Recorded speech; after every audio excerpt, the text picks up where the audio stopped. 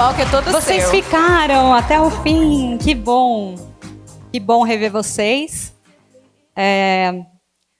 Bom, além de Head de Design, eu também sou professora de Design de Serviço no MBA da FIAP e de UX no MBA da USP.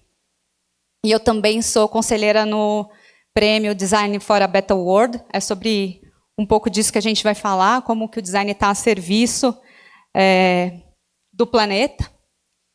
Eu sou brasileira, paulistana, uma mulher branca, de cabelos médios, castanho, visto preto.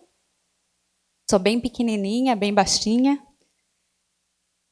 Quando eu penso que sou paulistana, eu estou nessa cidade, nesse município, que é o município mais populoso do nosso país. O nosso país também é um país muito populoso, está no 7º do ranking mundial, aí só perde para China, Índia, Bangladesh, alguns países que são realmente populosos.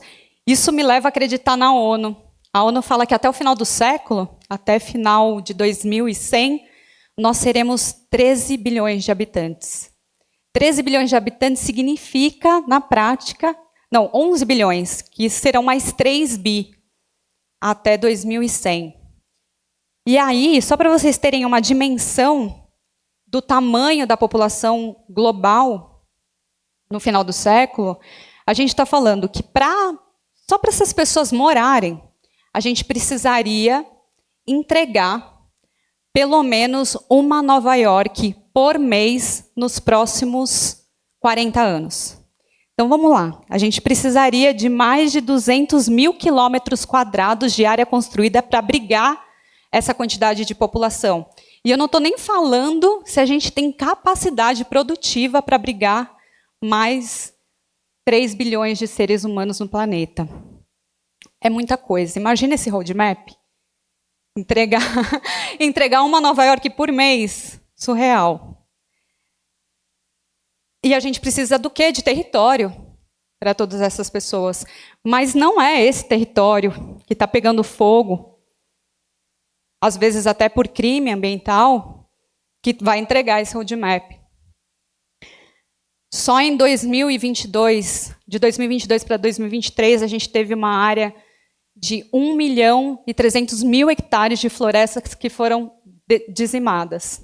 A gente está sofrendo o impacto dessa falta de floresta. A gente está entrando num setembro mais seco dos últimos anos, com altíssimas temperaturas. O inverno vai até 22 de setembro, mas a gente tem uma semana aí que vem pela frente bastante seca. A gente está sem os rios suspensos amazônicos, que são as chuvas que são produzidas por esse ecossistema. Eu trouxe essa foto que eu gerei por Genaiai. Eu falei, hoje eu não vou falar de Genaiai, todo mundo falou. Mas eu fiz essa fotinho aqui só para vocês terem dimensão. Quase 1 milhão de campos de futebol de floresta dizimada só no período de um ano. É muito território de floresta que não terá tempo de se regenerar. A gente sente o impacto, como eu disse, né? Só em 3 dias do mês de agosto, a gente sentiu aqui em São Paulo as queimadas. É efeito da falta de chuva, é efeito da seca, mas é também de crime ambiental, que se aproveita da situação ali para, principalmente, as pessoas que estão querendo produzir em terras que deveriam ser preservadas. São mais de 2.600 focos de incêndio só no nosso estado.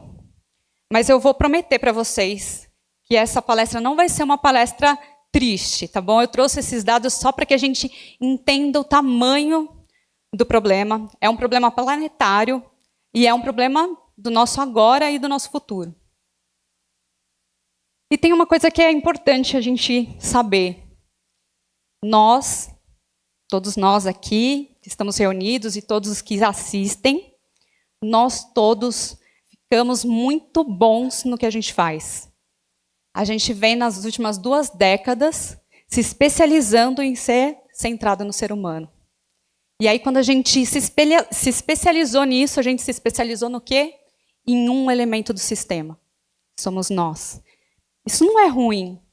Eu sou uma grande defensora da centralidade nas pessoas. Faço parte desse processo. As empresas, inclusive, aqui a gente viu na fala do Luiz, o quanto as empresas elevaram o seu nível de experiência e de serviços a partir deste olhar, a partir dessa receita. As empresas começaram a se preocupar com quem estava recebendo aquele serviço, usando aquele produto, e a gente realmente conseguiu virar essa chave, né? As empresas ficaram melhores, inclusive. Mas ela não é suficiente. A hipereficiência em centralidade nas pessoas tem causado disfunção. Isso é um fato, a gente está presenciando isso. E eu vou dar 2 exemplos. Eu vou dar um exemplo bem básico de disfunção, por exemplo, no impacto ambiental e uma no impacto social. O primeiro designer que inventou esse tooltip aqui, quando você seleciona, por exemplo, um quarto de hotel e fala assim, olha, restam só mais 2 quartos. Ou você escolhe comprar uma brusinha só e essa ansiedade de conversão, de add to cart, faz com que as pessoas tomem atitudes ansiosas, mais rápidas e talvez até inconscientes. Mas eu tenho certeza absoluta que o primeiro designer que pensou essa solução não tinha ideia do quanto essa solução poderia contribuir, por exemplo, para essa montanha de lixo têxtil que tem no deserto do Atacama. Se vocês derem ao Google e procurarem lixo têxtil no deserto do Atacama, por exemplo, ou montanhas de roupas no deserto do Atacama, vocês vão ver as informações que tem lá. O Greenpeace faz uma previsão de que são quase 20 toneladas por dia de roupa que ninguém quer, que ninguém vai comprar, que são jogadas lá. São quase 40 mil toneladas de roupa jogada no deserto do Atacama. Numa região que é portuária, ou seja, esse lixo a céu aberto está poluindo não só o solo, mas o ar e acaba indo também para os oceanos. E aí vamos falar de impacto social. Bets, jogos. É um tema que está super em voga, vocês devem acompanhar, nem vou entrar muito na questão. Eu vou falar só um pouco sobre faturamento aqui. E sobre o impacto social na vida do brasileiro, que, por conhecimento, aqui acho que tem bastante gente que trabalha no sistema financeiro, sabe que a gente tem pouquíssima ou baixa educação financeira. As bets faturam mais do que o Banco Santander, mais do que o Açaí Atacadista, e já tem uma previsão do Banco Itaú dizendo que pelo menos 5% da renda destinada à alimentação já está sendo colocada em bets. Tem famílias inteiras perdendo seu patrimônio ou impactando o seu dia a dia porque está jogando jogos de azar, vamos dizer assim. Tem um designer projetando esse fluxo. Tem pessoas que estão ali fomentando esse processo, ou seja, deixando mais fácil, usando toda a centralidade no cliente para deixar esse fluxo mais fácil de receber as apostas. Esse é um dos impactos sociais que está atribuído à nossa profissão, ao nosso dia a dia. Porque a gente sabe desde sempre que o design, sim, muda comportamentos. Quando a gente fala de criar novos serviços, novas soluções, e à medida que a gente vai ganhando repertório com novas experiências, a gente espera isso do próximo serviço, do próximo produto, e assim as experiências vão evoluindo. É ou não é? A gente faz esse processo de olhar qual é o contexto do nosso usuário para que a gente entenda com quais produtos, quais serviços ele interage, para a gente já saber um pouco do que é essa expectativa, porque a gente sabe que o design tem esse poder.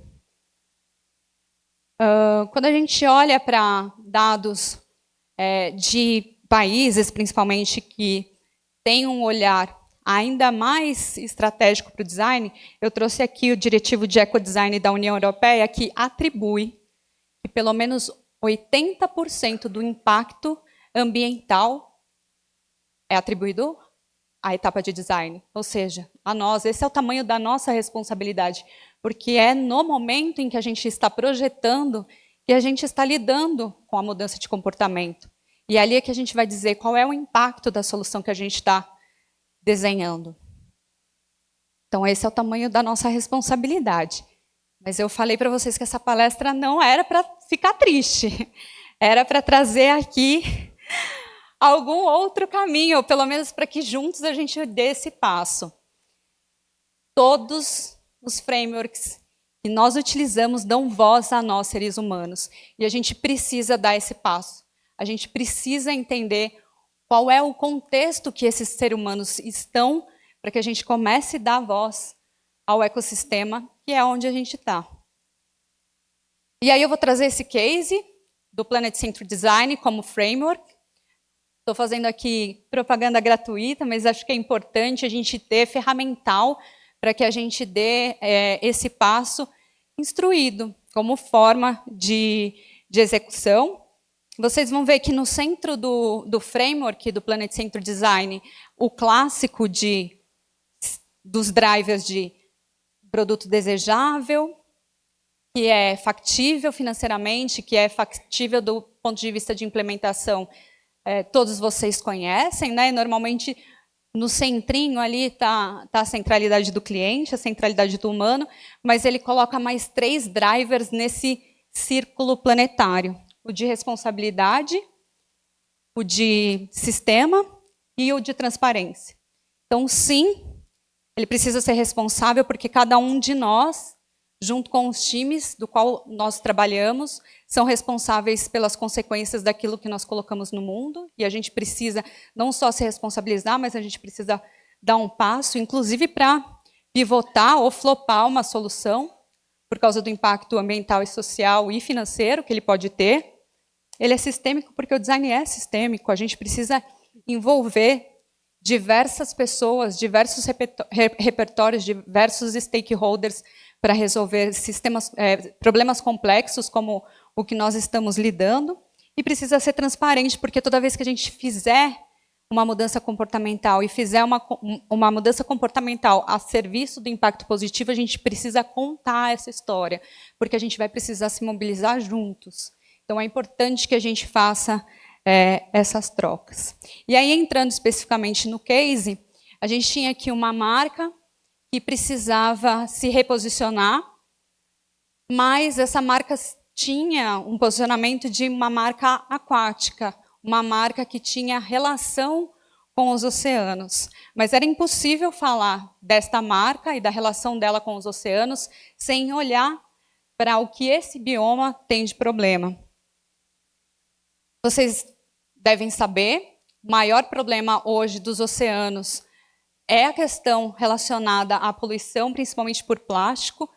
Para vocês terem uma ideia, se a gente pudesse peneirar os oceanos e tirar todo o microplástico dos oceanos, a gente poderia cobrir todo o território da Argentina com microplástico. É muito microplástico. E aqui tem um pouco da origem, de onde vem esse microplástico. O mais importante aqui para a gente, nesse caso, era esses 2% de produtos de higiene pessoal, do qual era o case que a gente estava olhando. E esse dado que era super alarmante. Então, assim, em menos de 26 anos, daqui 25 anos, se a gente continuar como está, a gente vai ter mais massa plástica do que peixes no oceano. É amanhã. 25 anos é amanhã. Eu tenho um filho de 1 ano e 6 meses. Quando ele for viajar com os amigos, com 26 anos, ele não vai encontrar peixe nas praias que ele for visitar. Ele vai encontrar muito plástico se a gente continuar como a gente está. E aí, olhando um pouco para os objetivos de negócio, a gente tinha separado em 2 grandes objetivos. Os objetivos ambientais e sociais e os objetivos financeiros. Quando a gente olhava para os objetivos de impacto ambiental e social, a gente queria, primeiro, não utilizar plástico virgem, então não era negociável esse tema. A gente queria ser responsável efetivamente pela circularidade do plástico utilizado nas embalagens e a gente queria fazer disso uma cadeia socioprodutiva, ou seja, as pessoas que são responsáveis por fazer a coleta desse material nas cidades litorâneas precisava ser dignamente recompensadas por esse processo. E, para isso, a gente ia precisar repensar toda a cadeia de suprimentos para receber essa nova matéria-prima. Isso precisava ser bom para todo mundo. Isso numa mão. Na outra mão, é claro que tem dinheiro na mesa. Quando a gente olhava para esse dado da PwC, a gente olhava para uma população, principalmente de classe C, D e E, que tem um olhar mais aberto e consciente para esse tema, e que já mostrava para a gente que, para produtos que têm causa, que têm compromisso, eles estavam dispostos a pagar mais. A gente está falando de 70%. Esse número melhora quando eles falam assim, eu não só vou pagar mais, mas eu vou escolher comprar dessa marca, eu vou priorizar essa marca, e a gente está falando de 86% desse público, e mais da metade desse público dizia, se não tiver compromissado com a causa, eu simplesmente não vou comprar, eu deixo de comprar. Então, a gente está falando de triple bottom line, de impacto positivo, social, ambiental e também financeiro. Bom, entrando no case, a gente conseguiu, dentro do pilar responsável, redesenhar toda essa cadeia de valor, de suprimentos, de matéria-prima, criando relação com ONGs, criando associações para que a gente pudesse, então, receber todo esse insumo plástico dentro de casa, não só no Brasil, mas também da Patagônia chilena, recebendo aí todo o plástico oriundo de rede de pesca. Deixa eu consultar uma coisinha aqui. Tudo para a fabricação das embalagens, sistêmicos, porque a gente precisou fazer um grande esforço de envolver diversas áreas, então, desde fiscal, legal, fabril, marketing, produto, comunicação, uma série de áreas para fazer com que isso fosse realmente viável e implementável. Então, a gente usou o design como facilitador e ponte para essas conversas. Então, a gente promoveu uma série de sessões, de workshops, de ideação, de discussão, para que todos fossem juntos e, de fato, implementassem. O Luiz falou da importância da implementação, uma vez que a gente tem todo o desenho estratégico feito. E transparente. Era importante que a gente pudesse mobilizar a sociedade e fazer as parcerias certas para que a gente desse voz aos oceanos de fato. Então, aqui a gente está falando de mobilização para que a gente tivesse voluntários, as pessoas nas praias fazendo essas coletas. Então, a conexão com ONGs foi fundamental para a gente fazer essas mobilizações e também fazer aí um apoio importante, que tivesse uma visibilidade nacional para mostrar o impacto do lixo nos oceanos, que foi feito com a Voz dos Oceanos. Aqui é um pouco dos nossos entregáveis. Eu já estourei o tempo, eu prometo que eu vou bem rápida, mas é só para a gente falar um pouco de resultados, para vocês verem um pouco dos deliverables aqui, depois eu posso detalhar se alguém quiser. E os resultados, de fato. A gente previa, a gente sonhou com um número de mais de 150 mil toneladas de plástico reciclado. Esse número foi superado, ele foi divulgado esse ano. A marca atingiu 185 mil toneladas de plástico reciclado com o projeto. Isso evitou que mais de 300 toneladas de CO2 fossem emitidas. Isso é um número muito importante no cenário e no contexto que a gente está. Fora isso, o produto teve a sua embalagem revisada, até para que utilizasse mais plástico reciclado na embalagem, num vidro que também já utiliza mais de 30% de plástico reciclado. O mercado também nos reconheceu, então esse projeto, ainda em tempo de projeto, ganhou na categoria de design de serviço o prêmio Design for a Better World. Inclusive, vou abrir aspas aqui para dar um recado para vocês. Essa premiação, Design for a Better World, tem até amanhã como limite de inscrições para o prêmio. A gente conseguiu estender, vai até dia 22 de setembro. Então, se você tem um projeto de impacto social, impacto ambiental, aproveitem. É um prêmio que tem uma super visibilidade internacional, é uma porta de entrada para o IF Design. Então, se vocês ainda não conhecem, faço questão que vocês acessem, entendam mais sobre o prêmio, para a gente ir junto nesse super desafio. E aqui, para fechar, os takeaways dessa minha fala: conheça sim seus clientes, entenda que você pode mudar o comportamento deles, mas faça isso para impacto. Então, revise a jornada, olhe para o fluxo, entenda quais são as consequências daquela solução. Vamos junto nesse processo para a gente permitir um passo à frente na sustentabilidade. A gente tem uma crise de imaginário acontecendo, a gente precisa sonhar com coisas grandes. Alguém sonhou em tirar 150 mil toneladas de plástico do oceano e a gente conseguiu fazer.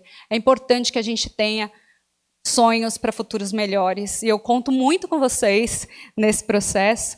E, de novo, o design é sistêmico, a gente precisa envolver a maior parcela possível de representatividade, de pessoas interessadas, para que a gente consiga um poder de mobilização maior. Conto com todos vocês e quero muito que vocês venham conversar comigo. Obrigada.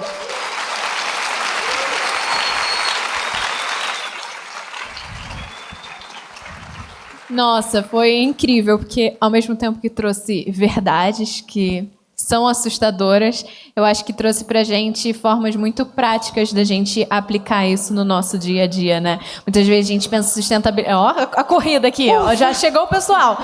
Falei, ninguém vai querer falar comigo depois dessa. Que fica muito mais fácil, às vezes, tangibilizar em produtos físicos e mostrar isso como design de serviços. É um tangibilizador dessa visão um pouco mais sustentável. O caso dos bets é algo super interessante também, já que a gente lida com o comportamento humano. Então, é incrível, eu vou dar espaço aqui, porque as perguntas estão bem latentes. Fique à vontade. Tudo bom? Me chamo Gemerson. Pega leve, hein? Por favor, pega leve.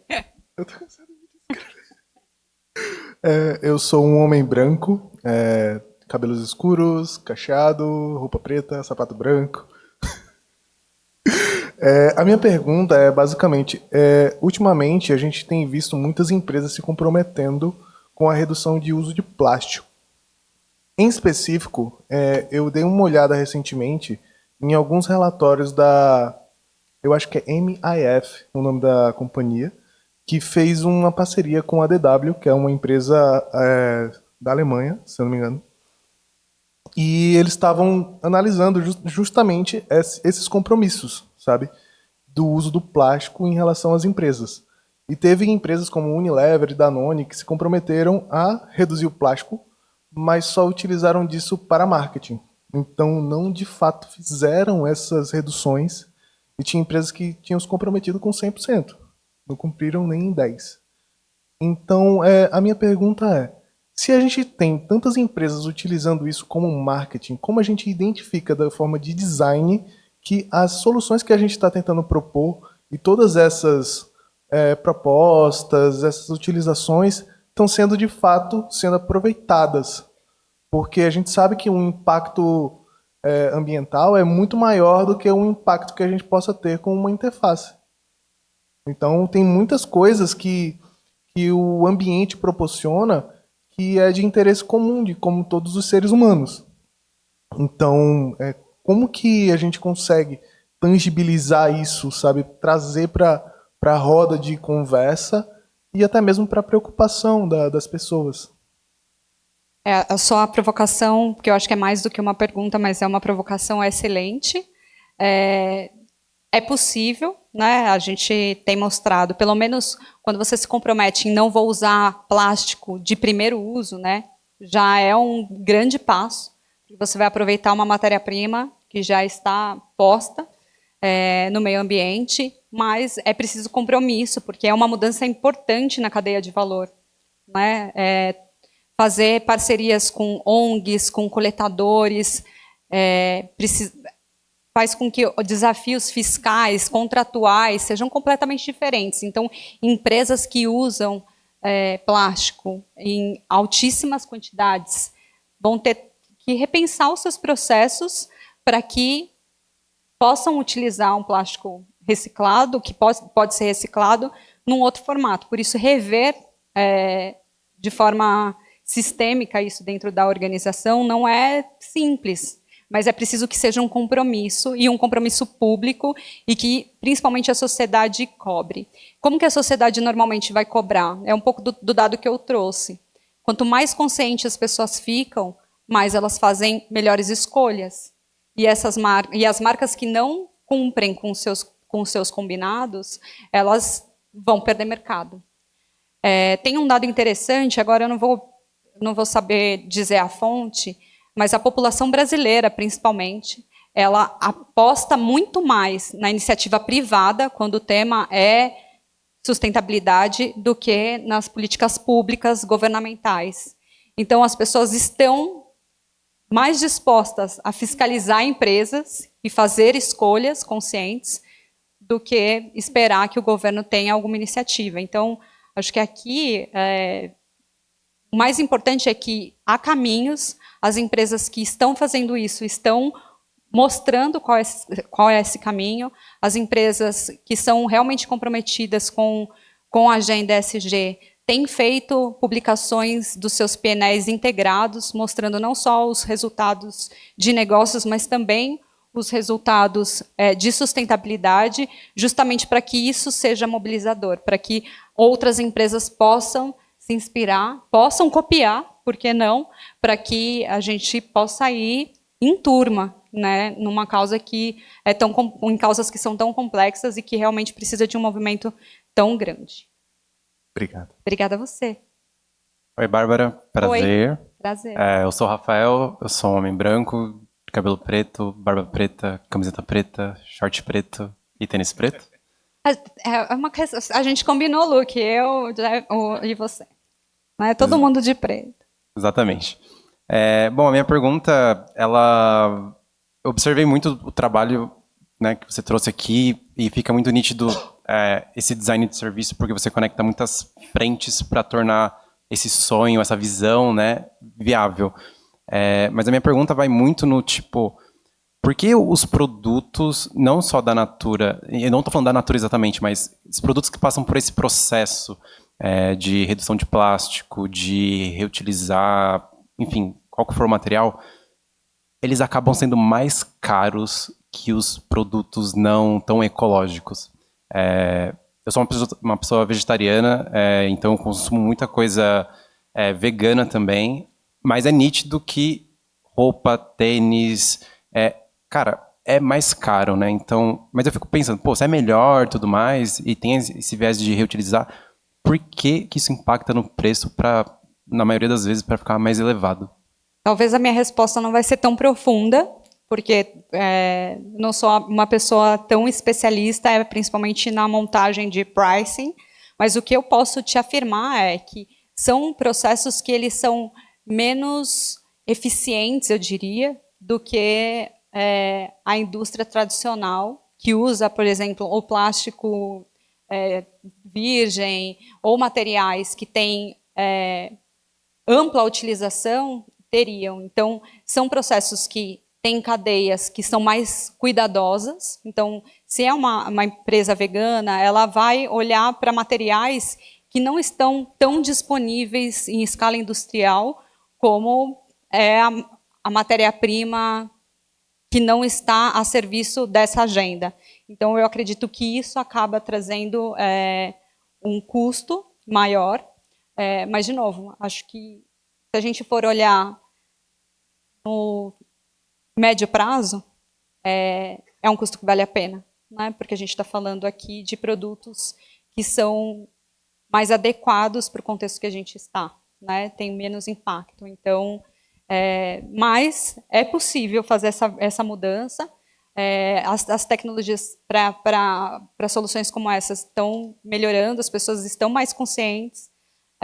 Aqui, quando eu falei do prêmio, por que ele é importante? Porque tem designers pensando em novas possibilidades de embalagem, em alternativas ao plástico. Não é simples você quebrar um padrão industrial de tantos anos, né? Tem uma série de formas tem uma série de regulamentações de conservação, de produto, enfim, é bastante complexo.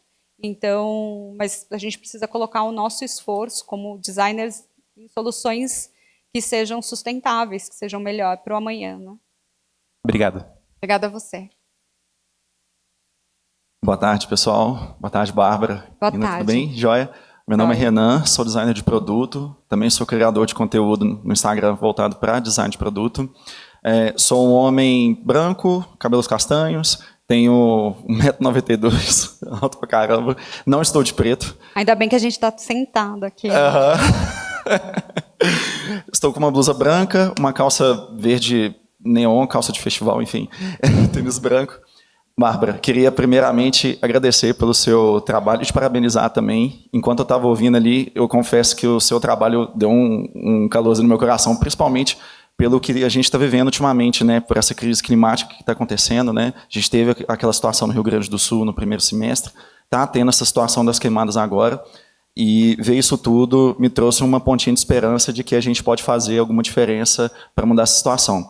E eu queria saber de você se você já teve a oportunidade de trabalhar em outros projetos também com essa temática, ou se conhece outros cases, para a gente conseguir se inspirar, né, perseguir isso e tentar mudar essa situação caótica que a gente está vivendo.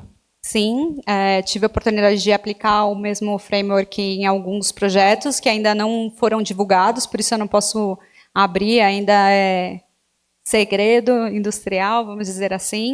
A gente também aplicou o mesmo framework para uma solução totalmente digital, o que eu acho que é bem importante vocês saberem, né? Eu mostrei aqui os exemplos, né, do impacto social e ambiental dos produtos digitais, né, principalmente os produtos digitais, porque o nosso celular e a interface esconde uma série de cadeias de valor que estão por trás daquele produto, né, como bem o Luiz falou, aqui o produto está a serviço, né, é difícil distinguir, não tem diferença, mas para aquela experiência, para aquele serviço existir, tem uma série de processos que rodam ali atrás, então é importante que a gente olhe para o nosso produto, para a nossa experiência, e explore quais são as cadeias de valor que estão sendo impactadas, ou que serão impactadas a partir daquela nova solução.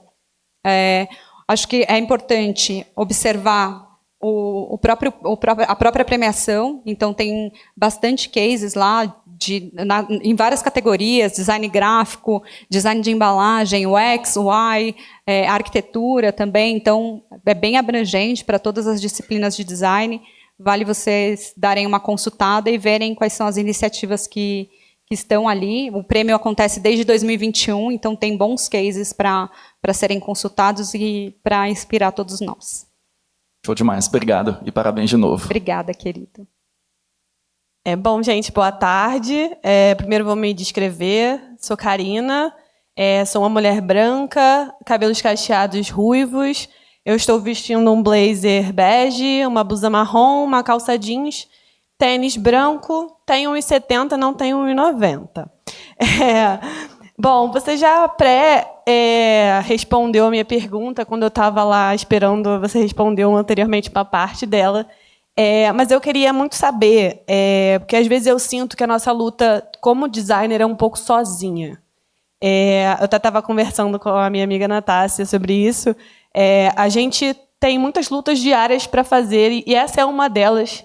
Então, eu queria que você, dentro das nossas questões éticas que a gente tem que defender, dentro da aplicação desse framework que você acabou de explicar, como você sugeriria que a gente, como designer, trabalhasse junto, mesmo fora de outras empresas, para defender na diretoria esse framework? Porque é uma coisa que eu sinto dificuldade, às vezes, de defender isso no meu trabalho e conseguir fazer isso escalar. Talvez a dica que eu vou dar aqui seja, você não precisa defender o framework, você precisa usar ele a serviço da ideia, do que vocês estão querendo propor, sem precisar contar muito, senão vai parecer, ela vem, ela com mais uma metodologia. E não é sobre a metodologia, acho que o que eu trouxe aqui existe ferramental que é um pouco diferente daquilo que a gente está sistematicamente usando todos os dias, da qual a gente já super se apoiou. Então, ter ferramentas que nos ajudem a discutir o tema, que ajudem as pessoas a pararem para pensar, esse é o grande objetivo, né? Então, quando a gente fala sobre a utilização, aqui ele vai pedir para que os stakeholders, para as pessoas que estão envolvidas no processo, dê um passo a mais nessa consciência. Então, é quase que ampliando a discussão de contexto do usuário, do ser humano que vai ser impactado pelo serviço e pelo produto que é, onde ele está e quais são as coisas que possivelmente vão vir à tona, né? Porque estamos todos aqui interdependentes, consegui. Mas vocês entenderam, né? Estamos aqui interdependentes, interconectados.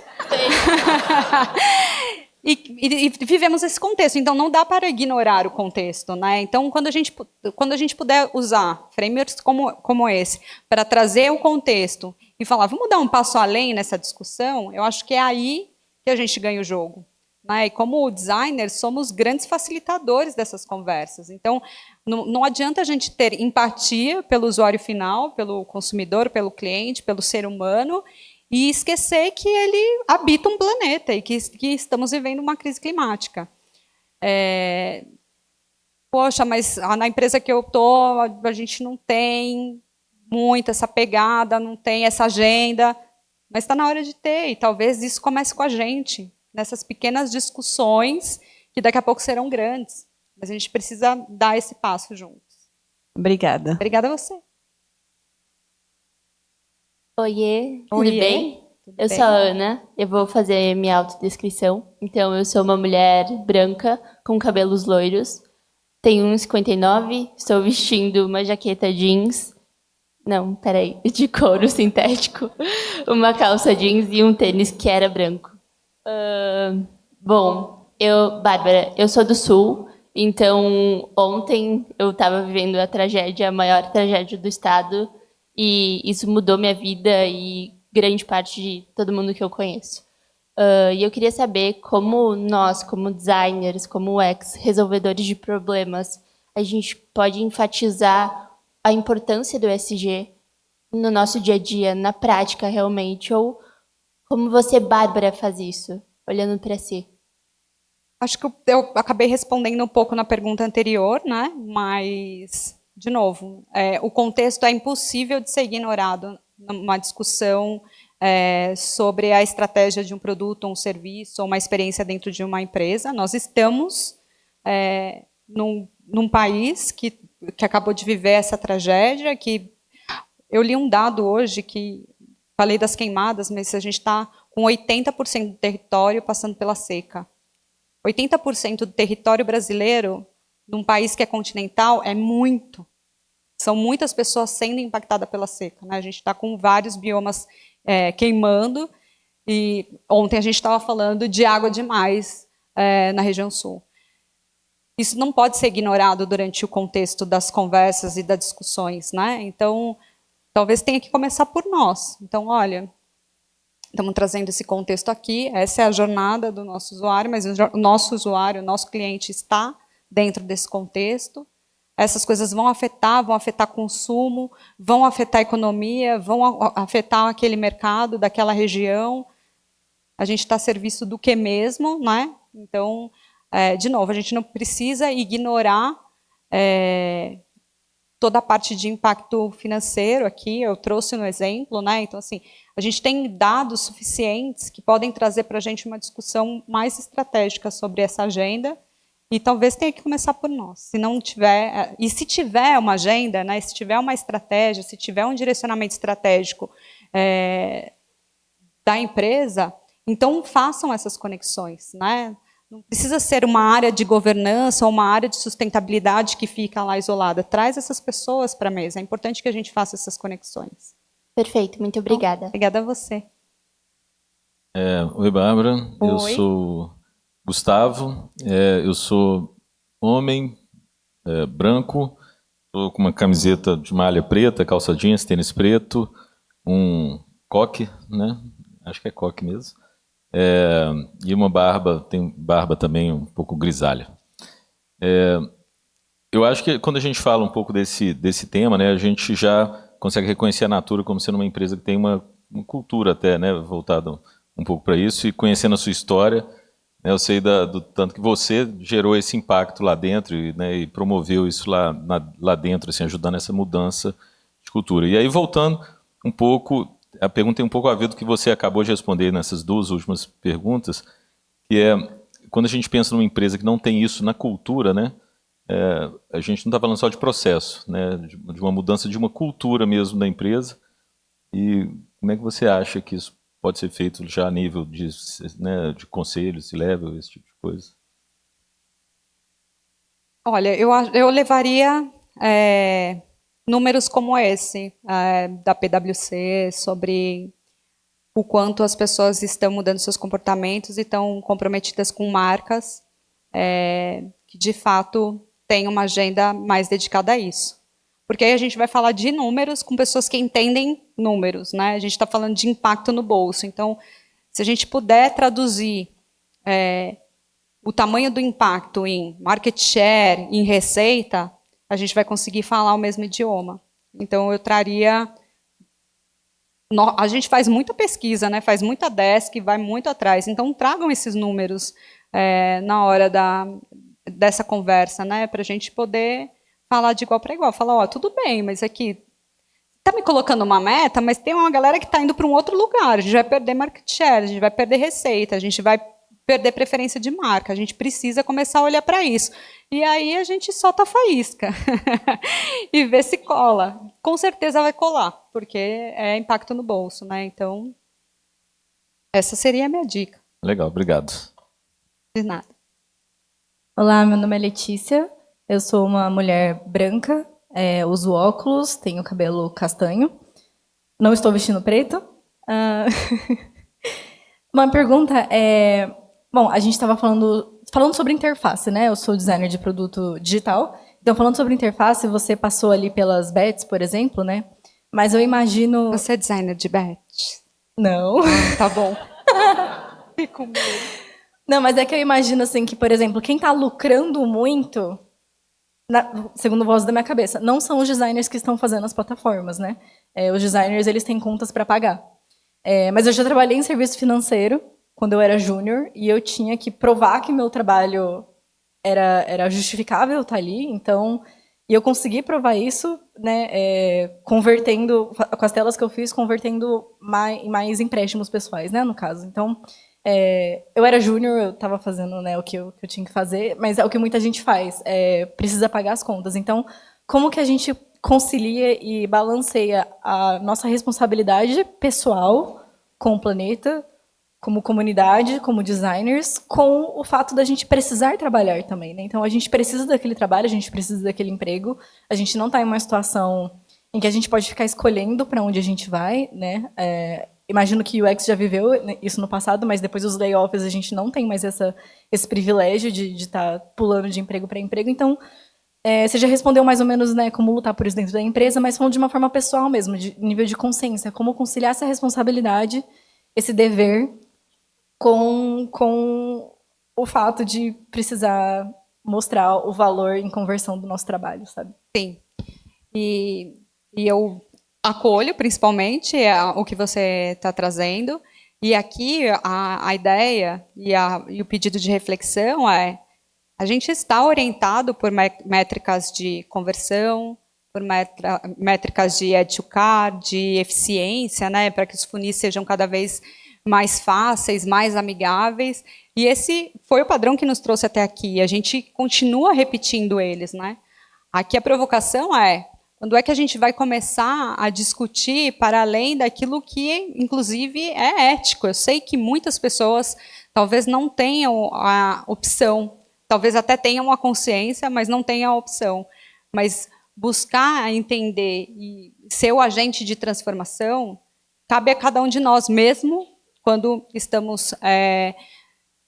temos boletos, né? Então, eu também tenho boletos, como eu disse, eu também sou uma defensora da centralidade no ser humano há 2 décadas, sou parte desse processo, mas a gente precisa dar o próximo passo. E talvez seja em pequenas discussões. Ou seja, será que realmente a gente precisa dessa tooltip aqui e buscar outros números que falam, esse não vai mudar, ou muda muito pouco. Será que mesmo a gente tem que fazer e trazer informações para além dos funis de conversão, do contexto, é importante, né? Você falou que eu já tinha respondido, mas eu vou insistir um pouco nisso, porque toda decisão de design, ela está a serviço de uma mudança comportamental, né? Então, a gente precisa estar bastante consciente disso e fazer as provocações, porque elas nos cabem. Então, eu sei que a gente precisa pagar boleto, eu sei que muitas vezes a gente nem quer entrar numa discussão, porque são muitas no dia a dia, mas a gente vai fazer a diferença? Esse é o ponto, né? Qual é o próximo passo que a gente quer e o que a gente também quer deixar de história. Então, acho que é importante a gente ir fazendo essas reflexões. Tá bom? Obrigada. Olá. Oi. Boa tarde, meu nome é Lucas Montandon, eu sou um homem branco, meio alto, cabelo castanho claro amarrado, quase todo de preto e uma camisa estranha, que tem meio que um pôr do sol. Desculpa se eu não descrevi muito bem. A minha pergunta, eu não queria colocar um mundo muito hipotético aqui, mas eu percebo muito que SG hoje em dia virou meio que, né, tipo mainstream, assim, tá todo mundo falando, e parece que é muito feito para depois ganhar dinheiro com clipping, né? Assim, eu vou fazer uma campanha para que depois vai dar visibilidade para minha empresa, mas que eu não sei até que ponto de fato ela está engajada naquilo ali. E aí dentro disso entra que a gente estava falando de números, né? Você vai conseguir economizar tanto ou faturar tanto porque o mercado está mudando. Mas será que em algum lugar não importa? Assim, o que importa de fato não são os números do que está estragando e não do que você pode ganhar? E será que um dia a gente vai chegar nesse lugar, seja por legislação ou por entendimento das pessoas de, né, a gente precisa para um lugar melhor? Você acha que é possível? Sem ser um mundo eu acho que é possível, demais? tem que ser possível. Tem que ser utópico mesmo. Porque senão a gente não sai de onde a gente está. E a gente está num ponto de ruptura. Né? Então, olhando o copo meio cheio, né? Porque eu mostrei um monte de coisa aqui que a gente olha o copo meio vazio.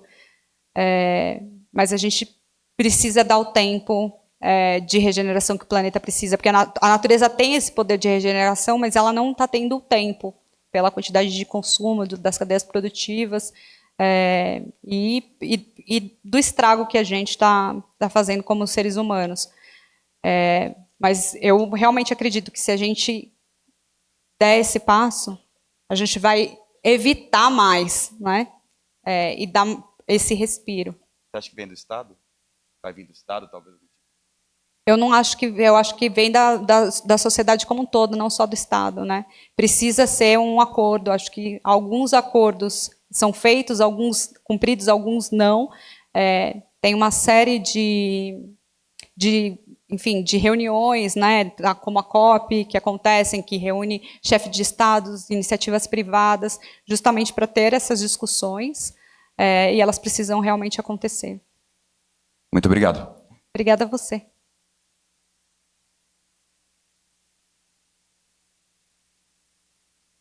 Olá, eu sou o Leonardo, eu sou um homem branco, de cabelo castanho curto, barba, camisa branca, jeans e tênis branco. Não estou de preto também.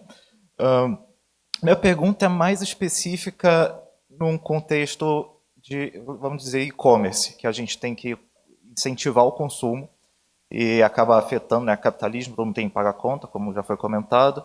A gente acaba também incentivando com aqueles dark design, que a gente começa a falar, tem 2 produtos faltando e tem um estoque inteiro, basicamente.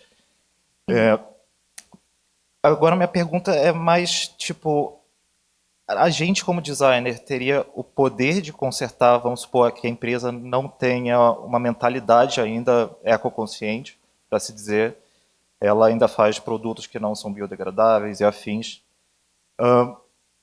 Essa mudança que a gente teria de mentalidade iria afetar, tipo, iria ter uma afetação, enfim, um afeto considerável nesse tipo de consumo, ou se a empresa não mudar esse mindset da produção dos seus próprios produtos, ter uma produção mais consciente, para se dizer, aí sim seria uma diferença muito considerável. Eu espero que minha pergunta tenha feito sentido na minha cabeça. Não, essa pergunta faz sentido, porque é uma reflexão, né, de que A gente tem uma sensação de, será que eu sozinho, você é a pessoa que vou mudar a forma como a empresa faz leitura de taxa de conversão no e-commerce? Talvez você sozinho não, mas você pode ser a primeira pessoa a colocar o ponto na mesa, né? Então, assim, toda vez que vier um padrão obscuro de design, né, que nós mesmos criamos, esses padrões que incentivam uma conversão, será que a gente precisa mesmo, né, adicionar? Então, é quase que como a gente parar de repetir uma receita, que é uma receita do growth, do crescimento, do funil, mas dizer, será que eu preciso mesmo ficar fazendo esse incentivo tão ansioso, né? Fomos nós também estamos criando essa sociedade ansiosa, viciada em dopamina, de feeds infinitos, né? Isso tudo está na nossa responsabilidade como comunidade de designers. Então, talvez seja a gente ir quebrando um pouco desses padrões nas nossas decisões de design, que às vezes a gente nem precisa mostrar para ninguém. Ninguém sequer precisa saber que aquilo a gente deixou de fazer. Né? Porque às vezes também não é necessariamente uma tooltip falando só restam 2 que vai fazer grande diferença. Então, assim, se juntem também com a galera de CRO para fazer um teste AB e provar que esse tooltip talvez não faça tanta diferença. Talvez faça, mas se não fizer muito, tira essas coisas, sabe? Então é um pouco da gente, a gente mesmo ir mudando um pouco da nossa atitude, do nosso comportamento no dia a dia, e sendo aquela pessoinha que vai, olha, então, mas não sei o que, você já viu aqui, ó, tem o deserto, as montanhas de roupa no deserto do Atacama, mas também tem o rio de roupas em Bangladesh, o principal rio de Bangladesh é totalmente seco e coberto por roupas. Então acho que a gente pode começar a fazer os inceptions na galera. Basicamente, a mudança começa na gente, né? Sendo bem... Exatamente. A gente precisa ser a mudança que a gente quer no outro, né? Então, é isso. Obrigada, Obrigado, gente. Léo. Juro que eu vou ser sucinta. Ai, que medo. Prazer, gente. Eu sou Isadora, me autoescrevendo. Sou uma mulher preta, de cabelo crespo, no estilo Black Power. Estou usando uma blusa branca, uma calça preta, até meio pula-brejo, assim, até o joelho, e um sapatinho preto também. Falando um pouco sobre mim, eu sou fundadora do Aquilomba, que é uma comunidade escola focada no desenvolvimento de profissionais pretos para o mercado de trabalho.